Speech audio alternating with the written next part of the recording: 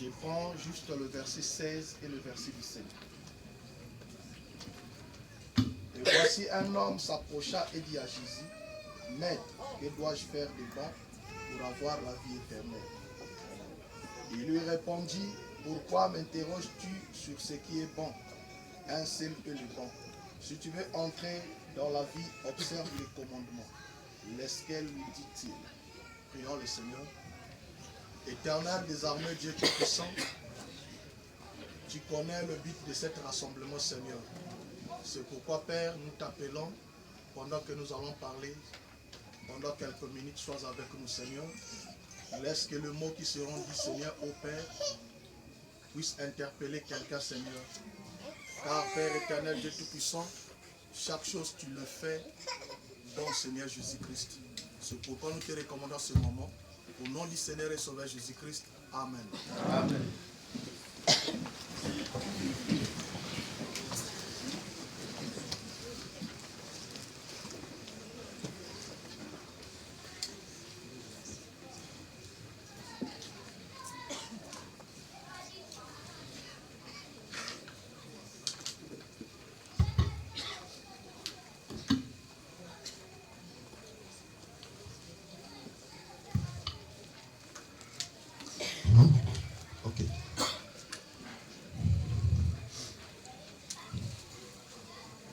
Je disais que nous allons parler juste quelques minutes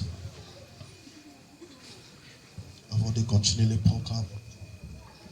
Je voulais exhorter sur l'investissement sûr. Chacun de nous doit faire un investissement sûr. Il y a plusieurs sortes d'investissements, mais nous voulons nous focaliser sur un investissement sûr. J'espère que nous sommes réunis ici à cause de notre sœur qui nous a quittés. Mais ce soir, comme j'ai l'habitude de le dire, nous ne parlerons pas de notre sœur qui nous a quittés. Elle est déjà partie.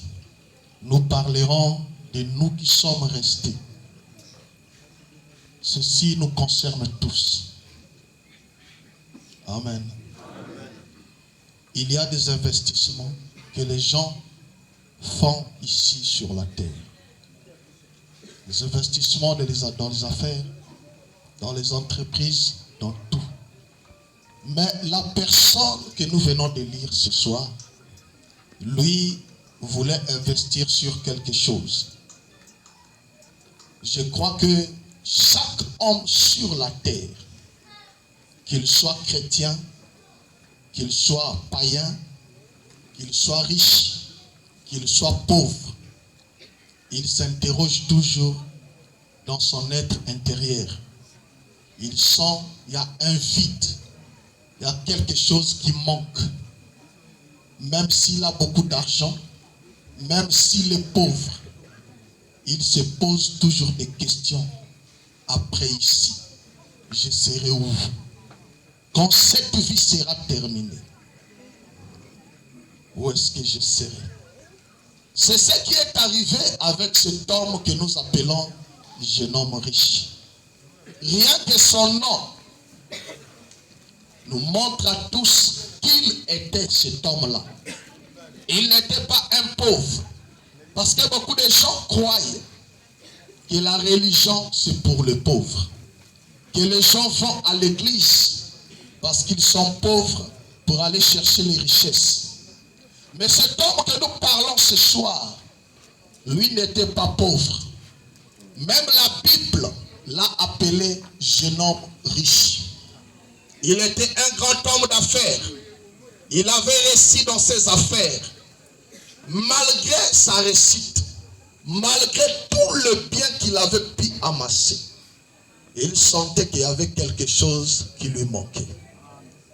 C'est ce qui l'a poussé d'aller voir Jésus.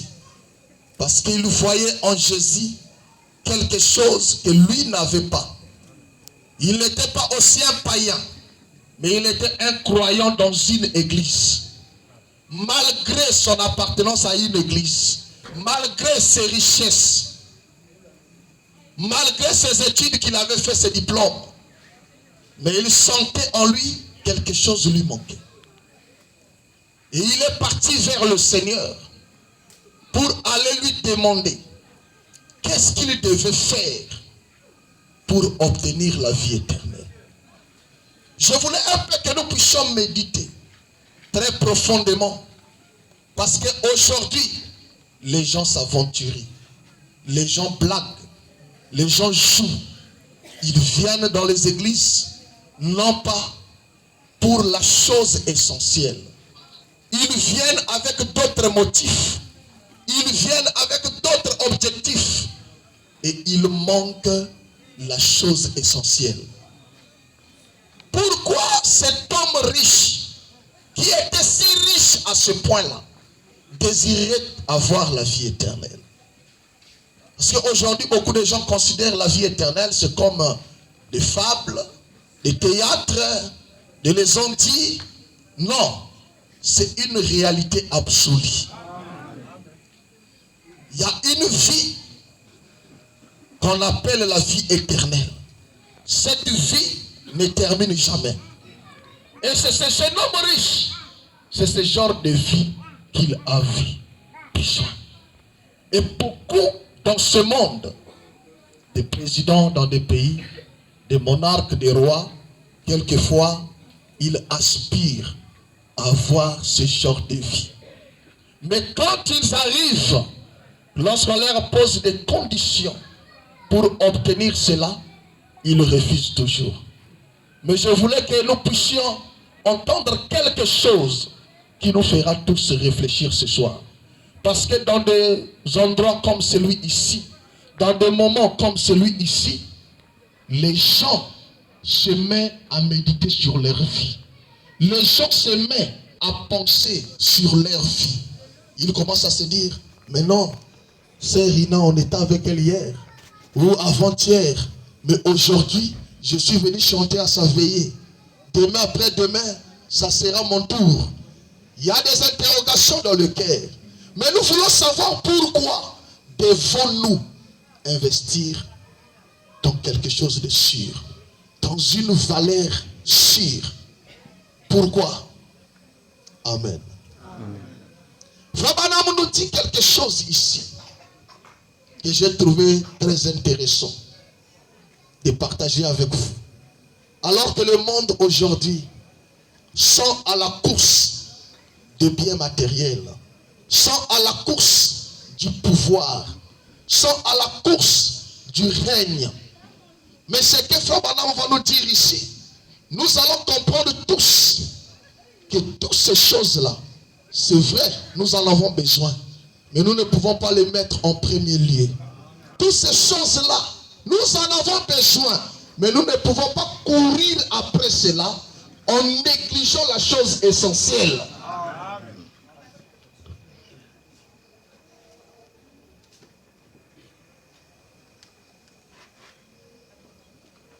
Frère dit ceci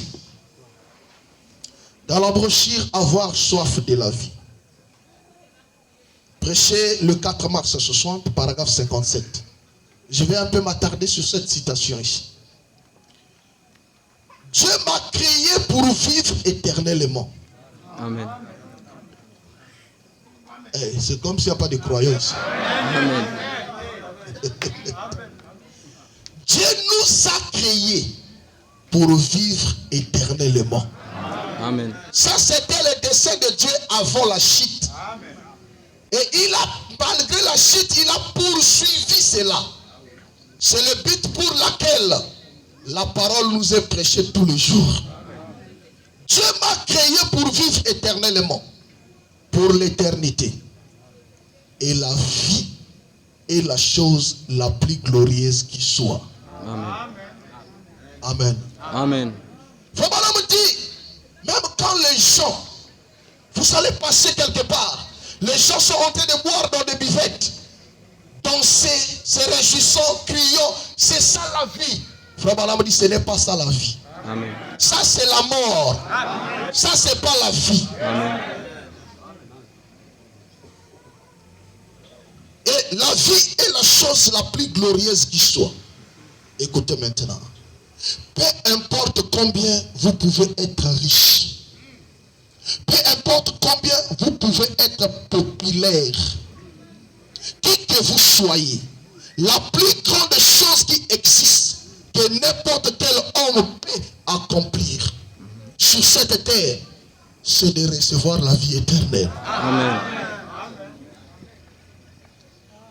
Vous pouvez avoir toutes les richesses du monde. Il y a une petite vidéo que j'avais suivie qui circulait. Il y avait un enfant. Je crois que c'était aux États-Unis. Très intelligent.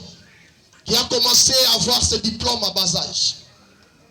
Et il a évolué. Il a eu beaucoup de diplômes, de médailles, ainsi de suite.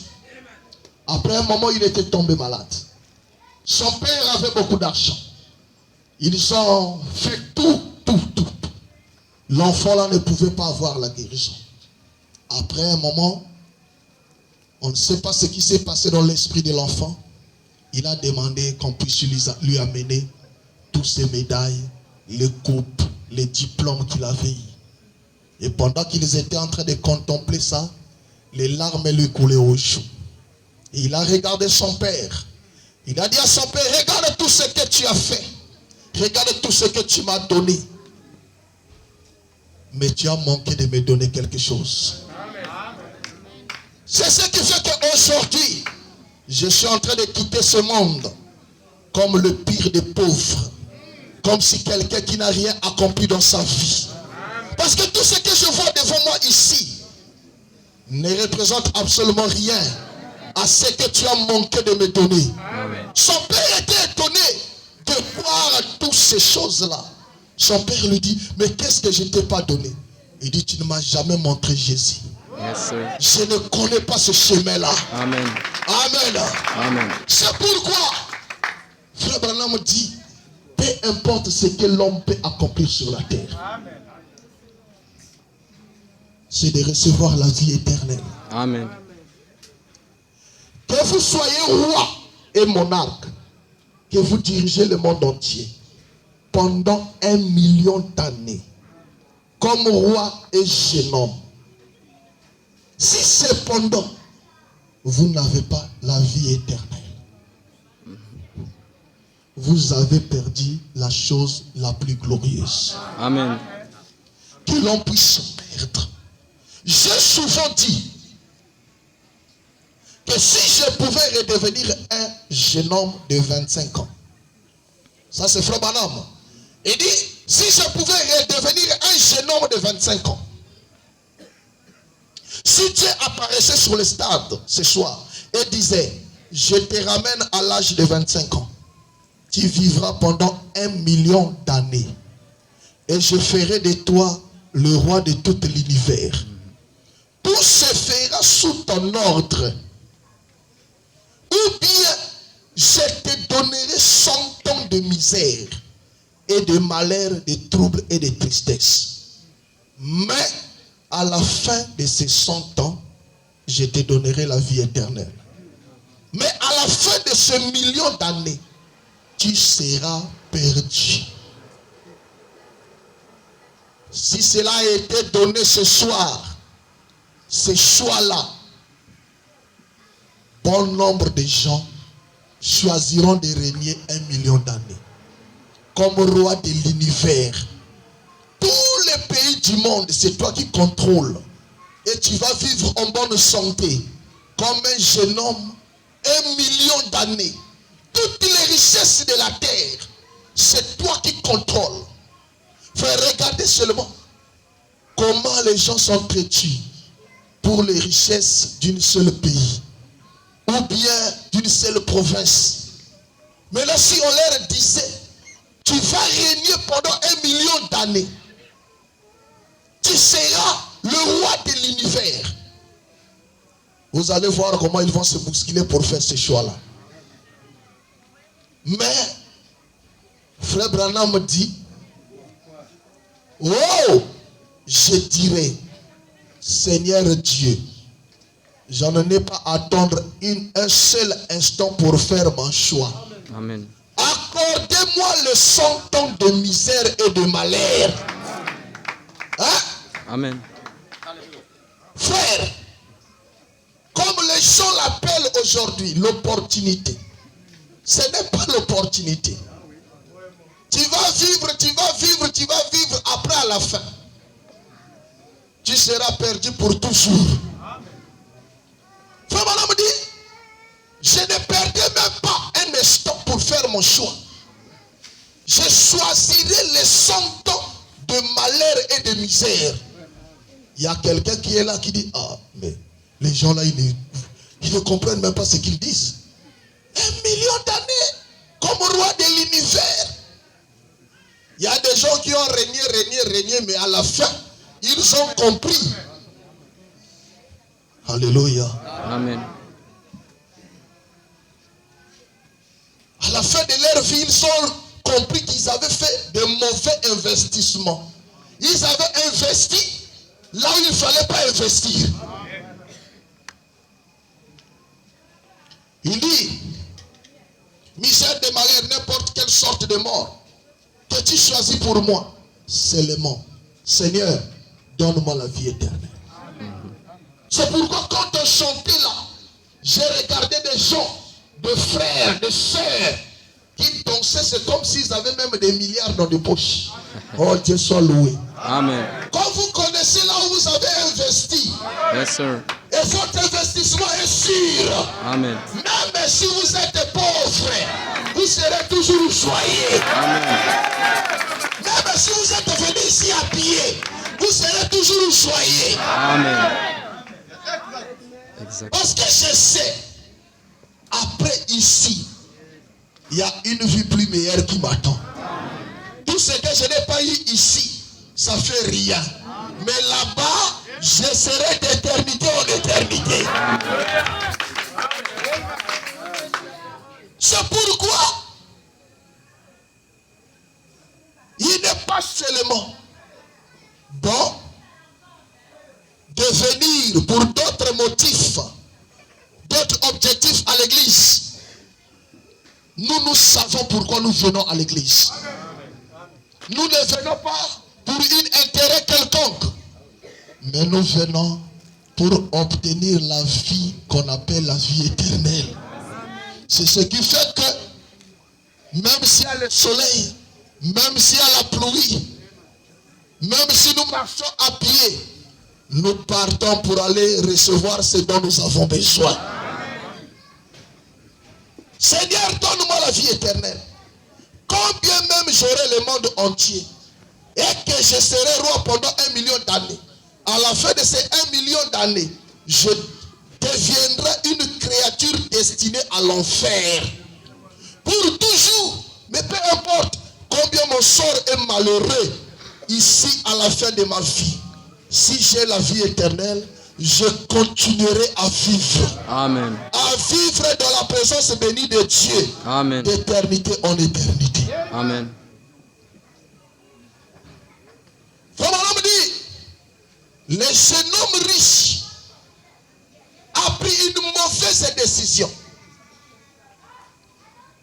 Et pourtant lui-même il était conscient que quelque chose n'allait pas dans sa vie. Que quelque chose lui manquait. Et il est allé auprès du Seigneur. Quand il arrive là-bas, le Seigneur lui dit, observe les commandements. La loi de Moïse. Il dit au Seigneur, je l'ai déjà observé depuis mon enfance.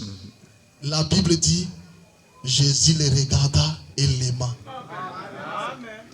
Mais la chose qui va s'en suivre, c'est là où était le problème. Cet homme-là était tellement riche.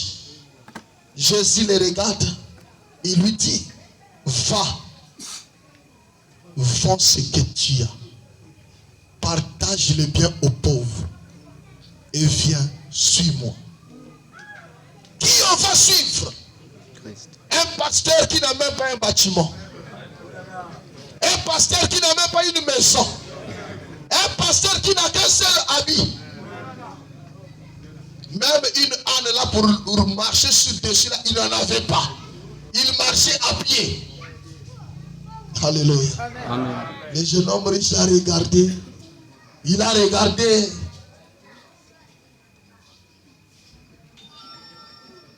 Tout ce qu'il a fait. Le jeune homme riche a dit non, non, moi je ne peux pas. Je ne peux pas abandonner tous mes biens ici. Je ne peux pas abandonner ma popularité.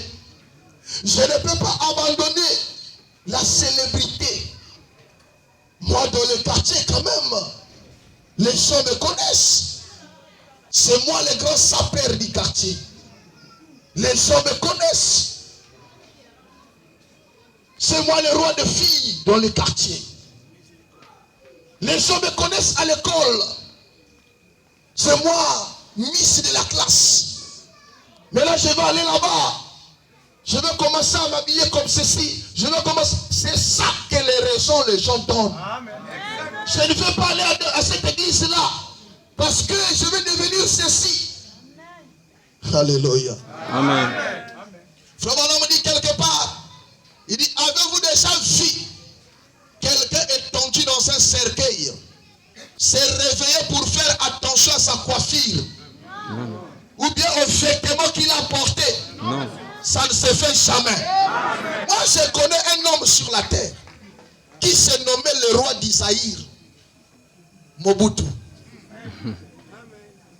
On craignait partout là, même les blancs les craignaient.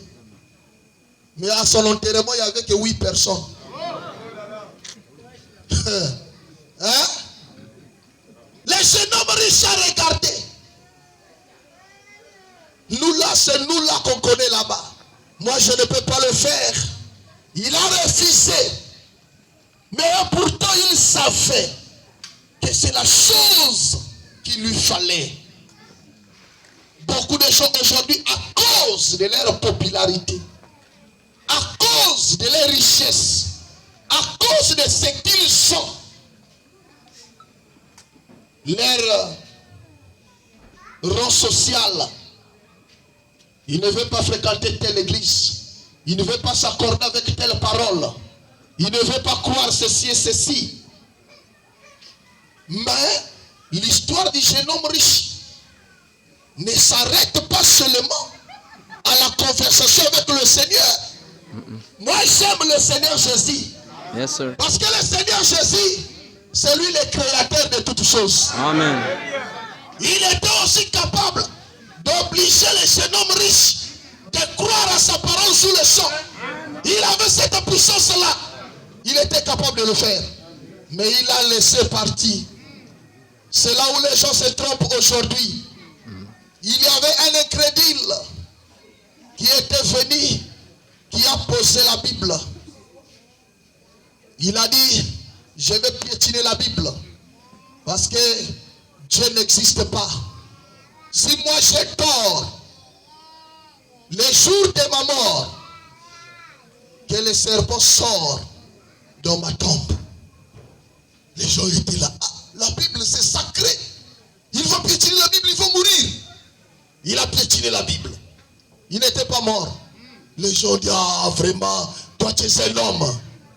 Frère Branham dit, quand on a seulement fait descendre les cercueils, on voulait prendre des pelles pour mettre le sable, le serpent a commencé à sortir. Dieu avait exaucé sa prière. Amen. Le Seigneur Jésus n'a pas forcé cet homme. Non, sir. Comme ce soir, beaucoup sont en train d'écouter. Le Seigneur Jésus ne va pas vous forcer. Il va vous laisser. Mais il vous attendra quelque part. Amen. Alléluia. Amen. C'est quelque part là, ça deviendra très compliqué. Le jeune homme riche est parti. Il a continué ses affaires. Au contraire, ses affaires avaient prospéré. Certainement, il commençait à dire, vous voyez ce faux prophète de Galilée.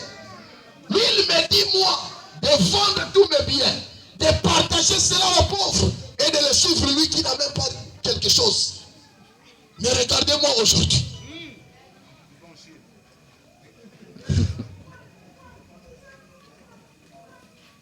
Frère Madame le dit ici, dans les investissements, il parle comment cet homme avait progressé.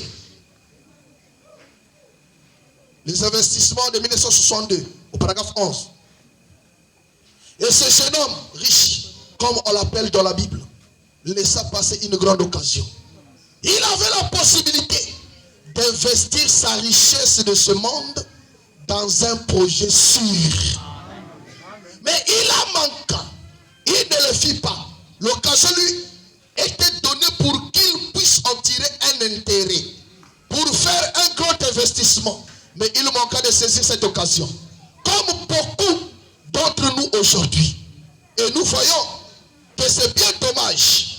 Et pourtant, ce que nous faisons maintenant, bien que ce projet qui lui était proposé fut parfaitement confirmé comme étant sûr.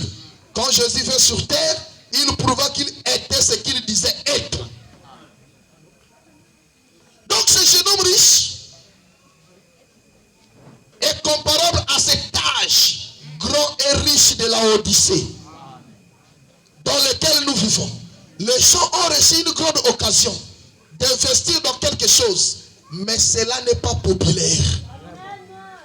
À son époque, Jésus n'était pas un homme populaire. Amen. Aujourd'hui aussi, Jésus n'est pas un homme populaire. Amen.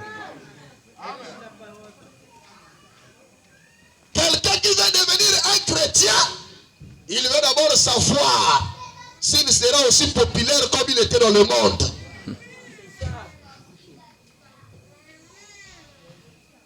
Alléluia. Amen. Sauf parmi les pauvres et les illettrés. L'église de son temps, la dénomination de son temps, où les religions sectarières n'auraient rien à faire avec lui. Mais il devait y avoir quelque chose en Jésus que ce jeune homme riche avait remarqué chez lui et pas chez les autres. Et il devait avoir réellement du bon sens pour venir demander ce qu'il pouvait faire, car il avait vu en Jésus une qualité qu'il n'avait vu chez personne d'autre. Mais vous voyez, il était très riche en biens de ce monde. Frère Branham dit, les autres ne peuvent pas avoir toutes ces richesses-là, mais peuvent ici être riches en convoitise. Hein? C'est Frère Branham qui le dit.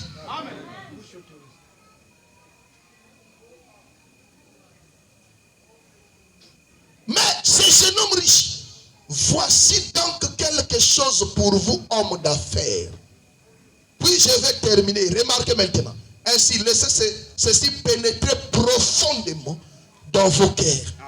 Ces biens n'ont pas cessé d'augmenter parce qu'ils avaient rejeté Jésus.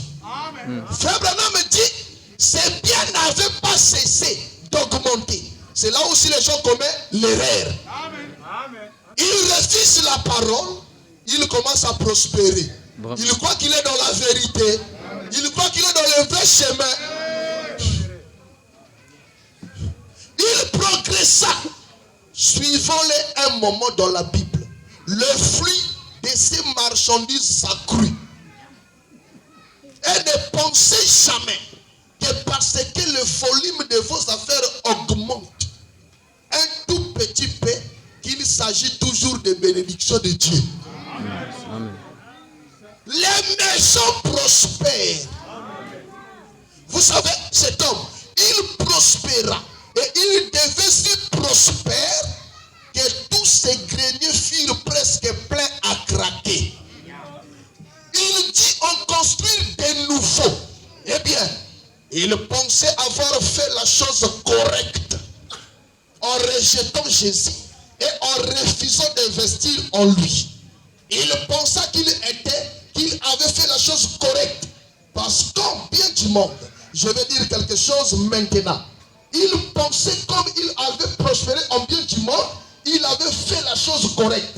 Et c'est ce que nos dénominations pensent. Comme elles organisent et que leur groupe compte des millions de milliards, ils croient qu'ils sont dans le vrai. Il a continué sa vie comme tout autre citoyen. Et un jour était arrivé où les roues de sa vie devaient s'arrêter. Amen. C'est là où arrive le grand problème. Yes, sir. Quand tu es là sur la terre, tu peux bomber la poitrine, tu peux mentir, tu peux dire de n'importe quoi contre la religion, contre la parole, contre Dieu. Tu ne vois aucun effet. Tu ne vois pas une main invisible te gifler, comme les gens le disent. Si Dieu est Dieu, qu'il me gifle là, il ne va pas te gifler. Amen. Amen. Et ce monsieur a continué comme ça à construire encore d'autres greniers, à grandir ses greniers. Et il est devenu un donateur dans leur église. C'est lui qui achetait ceci, c'est lui qui achetait cela. Et beaucoup de gens commettent aussi une erreur comme ça. Ils croient que quand ils vont dans des églises, toi tu es un pécheur invétéré, tu vas aller dans l'église pour aller faire les dons. Ce n'est pas ce don-là qui te fera entrer. Amen. Frère, on ne peut pas acheter la vie éternelle. Amen. Il y a de ces choses sur la terre, on ne peut pas acheter. Yes, sir. Alléluia. Amen. Frère Branham a dit, Dis quoi? vous ne verrez jamais une personne rentrer dans une pharmacie pour me dire, monsieur, vendez-moi 5 litres de paix. Hein? Il va aller à la pharmacie acheter 5 litres de paix. Il n'y en a pas. Les choses là, on n'achète pas ça avec l'argent. Il a commencé à faire ce qu'il faisait.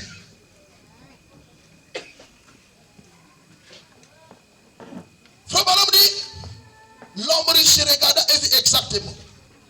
Il aima les choses du monde. Il s'était accroché aux choses du monde. Il ne voulait pas abandonner sa vie.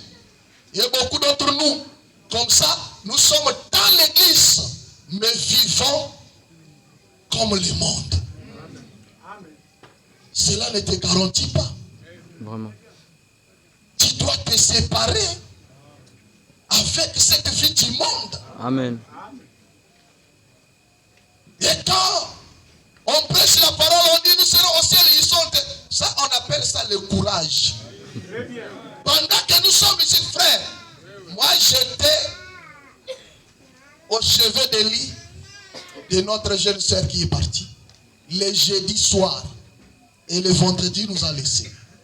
J'ai eu à causer avec elle tête à tête. J'ai demandé aux parents de sortir, j'ai causé avec elle. On était avec le révérend Patrick Moukala. Et je sais ce que je dis ce soir. Ça, c'est mon témoignage de ce que je vis. Parce que Frère Madame nous dit, je me suis tenu à côté des gens qui étaient réellement sauvés pendant qu'ils partaient. Amen.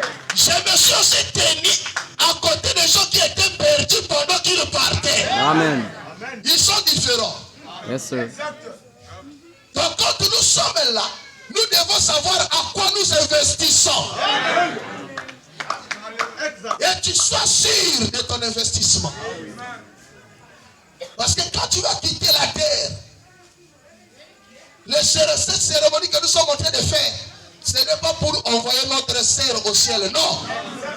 Comme je l'ai dit au départ, ce n'est pas pour elle qu'on le fait. Nous nous prêchons pour ceux qui sont vivants ici. Amen, amen.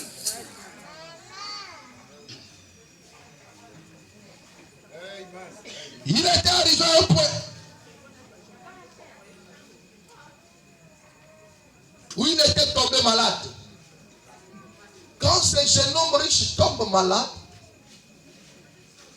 c'est là qu'il commence à réaliser l'investissement qu'il avait fait. Alléluia. Amen. Alléluia. Amen.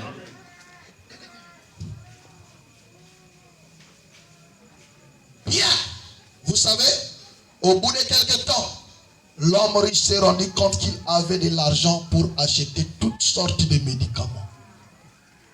S'il tombait malade, donc il avait peut-être cette assurance. Si je tombe malade, j'ai l'argent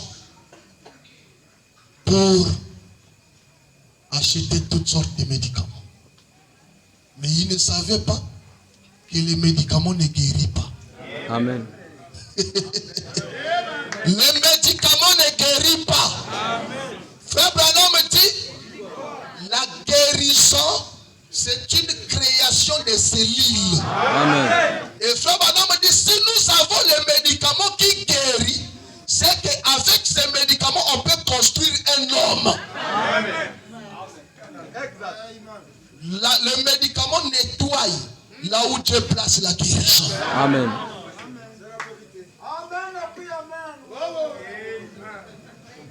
Pendant le coronavirus, un blanc aux États-Unis s'est suicidé.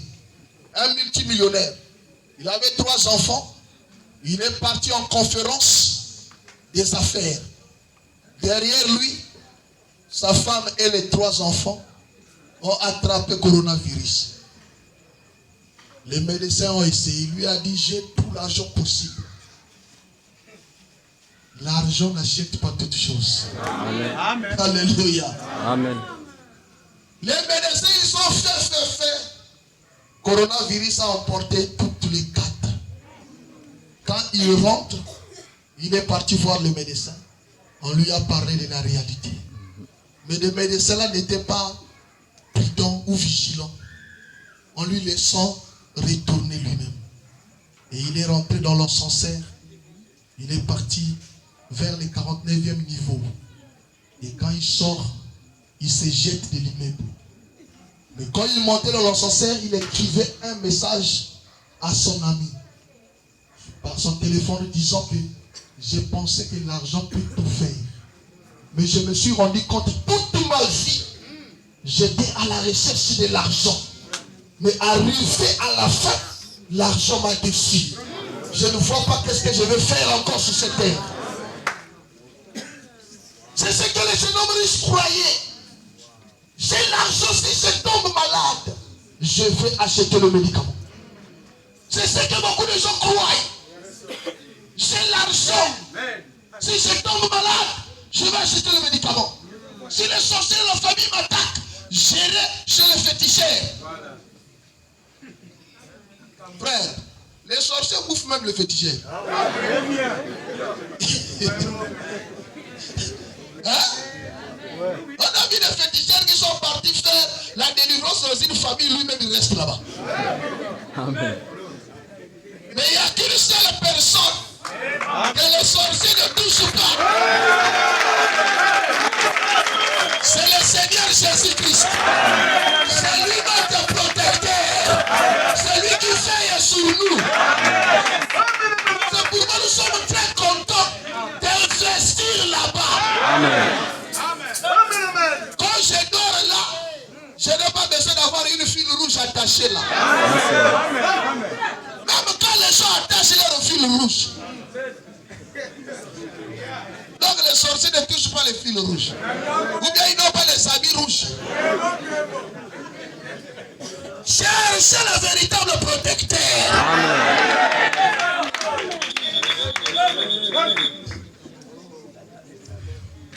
Il y avait toutes sortes de médecins. Mais vous savez, quelquefois, le médecin ne peut pas nous aider. La médecine ne peut pas nous aider. Amen. Rien ne peut nous aider. Nous sommes à la merci de Dieu. Et il est arrivé à la fin de sa route. Le médecin ne pouvait l'aider. Les infirmières ne pouvaient l'aider. Et les médicaments ne pouvaient pas l'aider. Et il mourut. Tu as l'argent. Il y a une citation que je viens de sauter. Frère Madame dit, tu vas laisser cet argent-là qui va amener encore une guerre dans ta famille. Derrière toi, les gens commenceront à s'entretuer à cause de cela. Toi-même, tu es parti en enfer. Ceux qui sont restés aussi iront en enfer. Amen. Amen. Amen, amen.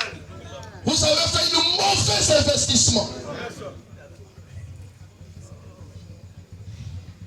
Il mourut.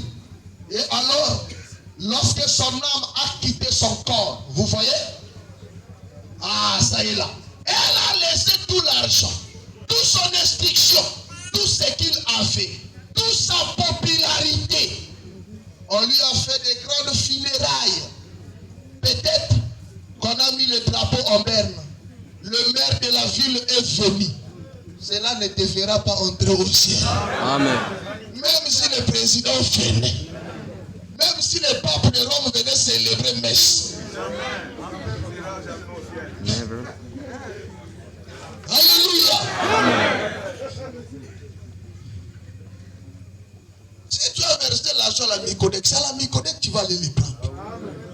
Tu n'iras pas à IBA, on va te chasser là-bas. Donc quand tu faisais l'investissement, tu savais là où tu investissais.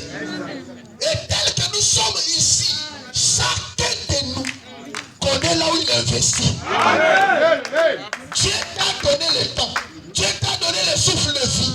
Dieu t'a donné la bonne santé. C'est à toi de faire un choix. Je vais investir mon temps dans telle chose. Amen. Je vais investir ma bonne santé dans telle chose. Amen.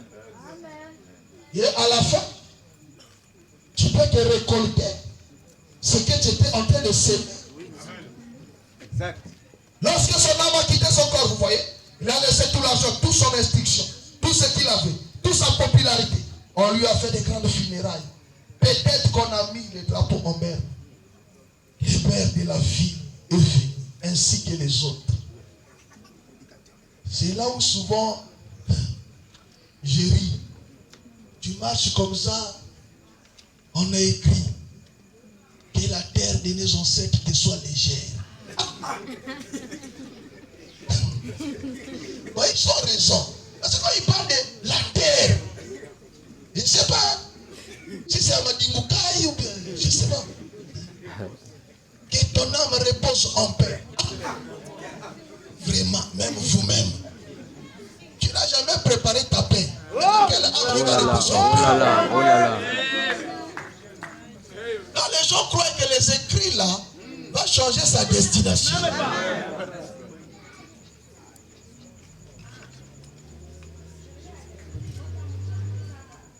Voilà comment, quand il mourit, il laisse tout cela derrière lui. Et il est parti. Pendant ces funérailles, peut-être le pasteur, des frères défilaient pour donner le témoignage. Je vais terminer. Des frères passaient pour donner le témoignage. Vous savez ce que moi j'ai toujours pensé? Moi j'ai toujours dit, les gens là qui partent en enfer et que leur pasteur vient prêcher, qu'ils sont partis au ciel, si on leur donnait même l'occasion de revenir. Pendant que le pasteur est en train de prêcher la gifle qu'il doit prendre. Mais comme notre Dieu connaissait tous ces scandales là, quand tu vas, tu ne vas plus revenir. C'est le Maloué là, ils sont idiots. Regarde-moi cet hypocrite là vraiment. Moi je souffre ici, là, en train de mentir mes parents, que je suis au ciel. Il n'a pas moyen de revenir. Parce qu'il a fait un mauvais investissement. Amen. Mon frère, ma soeur, faisons de bons investissements. Amen. Un investissement sûr.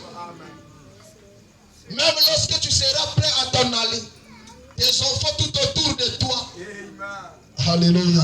Amen. Cela me rappelle les témoignages de frère Branham. Quand des frères venaient tout autour de lui, pendant qu'il était là, il commençait à chanter des chansons là tristes. Frère Branham fermait les fronts. Mais quand il commençait à chanter sous le sel d'une colombe, il souriait. Amen. En d'autres termes, il leur disait, moi j'ai achevé ma course. Amen. Là je rentre auprès du maître. Amen. Je suis en train d'aller prendre la récompense de mon temps que j'ai investi, de ma jeunesse que j'ai investi, Amen. de ma vie que j'ai investi. Amen. Ce n'était pas en vain. Mais maintenant là, c'est le temps d'aller rencontrer le maître. Amen. Et que cela soit pour tout un chacun de nous. Que le Seigneur vous le dise.